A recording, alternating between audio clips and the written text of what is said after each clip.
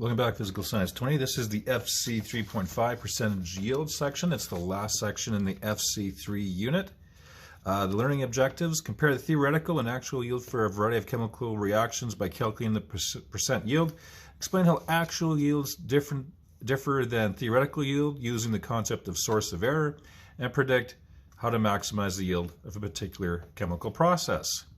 So percentage yield, if you look at kind of an application, winemaking is one of the humankind's oldest technologies based on chemical reactions. Evidence of the earliest winemakers dates back to 6,500 years ago. A key chemical process in the production of wine is fermentation. So you can see it kind of over here in this diagram. Fermentation is a complicated process during which yeast cells metabolize sugars such as glucose in grape juice. The products of this reaction are alcohol, and it's ethanol in particular, and carbon dioxide. The toxicity of ethanol limits the extent to which fermentation can occur, because as the concentration of the alcohol, the ethanol, increases in this mixture, yeast cells begin to die.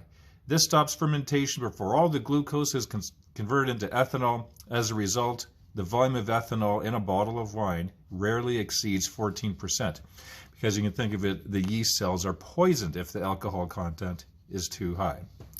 So that's kind of an example of theoretical yield of alcohol in a fermentation process.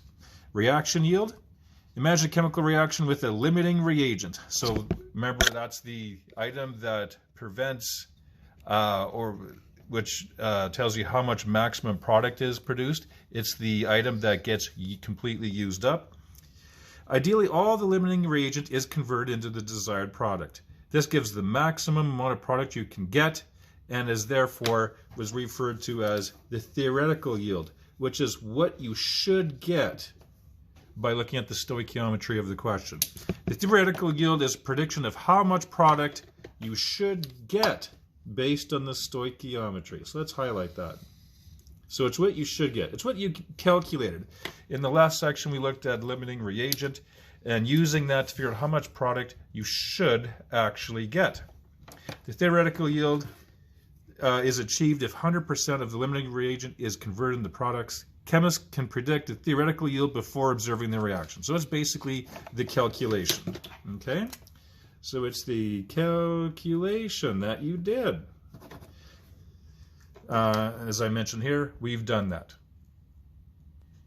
Okay, so if we look at the next page, we did that. That's what our calculations were. In practice, however, the theoretical yield is rarely achieved.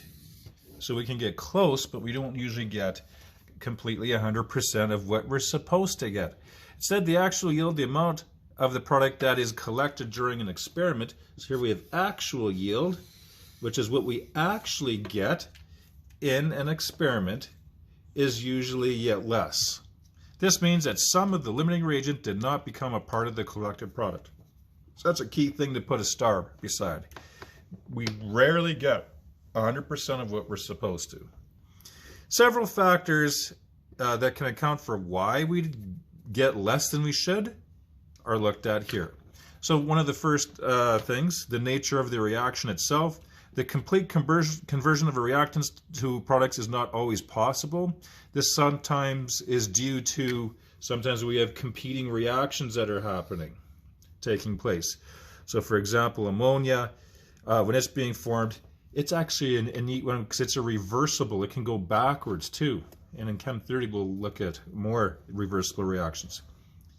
So there's a lot of things that could be competing with that reaction from happening.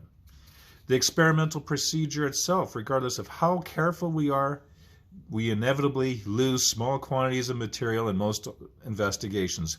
If some of the mass of the reactant is lost after it's measured, or some of the mass of the product is lost before it's measured, the actual yield will be less.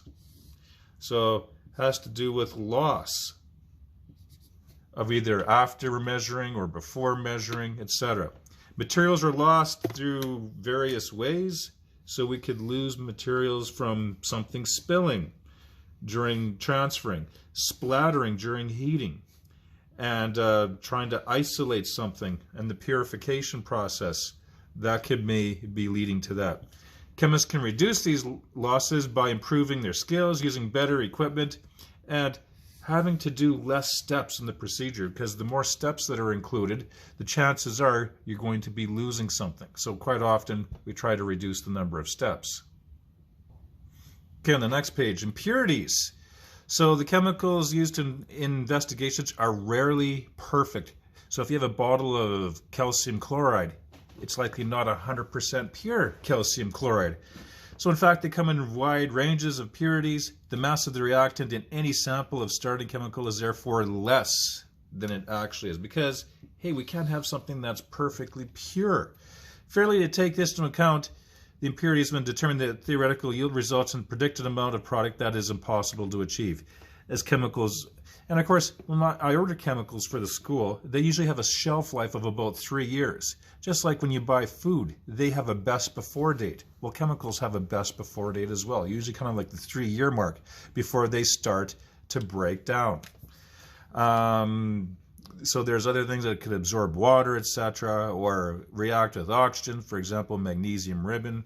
So chemicals have a shelf life too, and they degrade, and of course they become less pure as time goes down.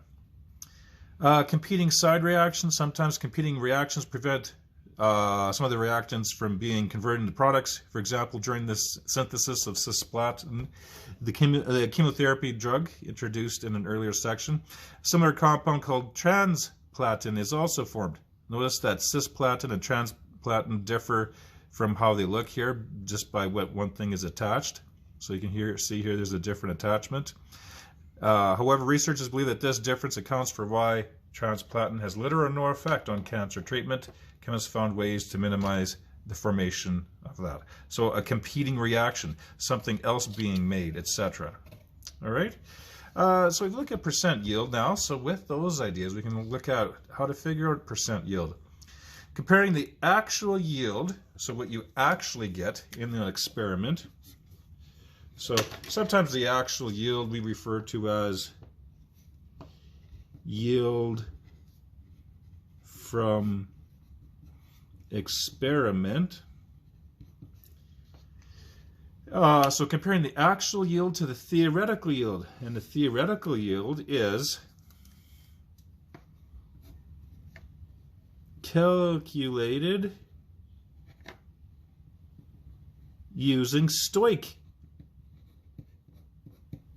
So what we actually calculated it should be. So comparing what we actually got with what we theoretically should have got, that of course is percent yield. So it tells us how successful we are. A numerical value of this efficiency is determined by calculating the percentage yield for the reaction.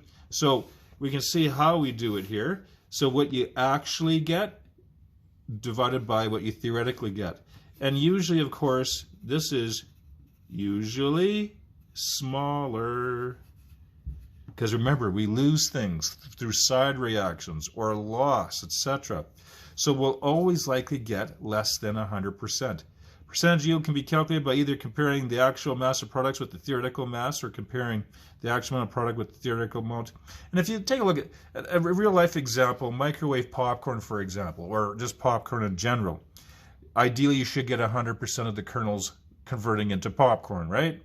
But quite often you have leftovers at the bottom of the bag.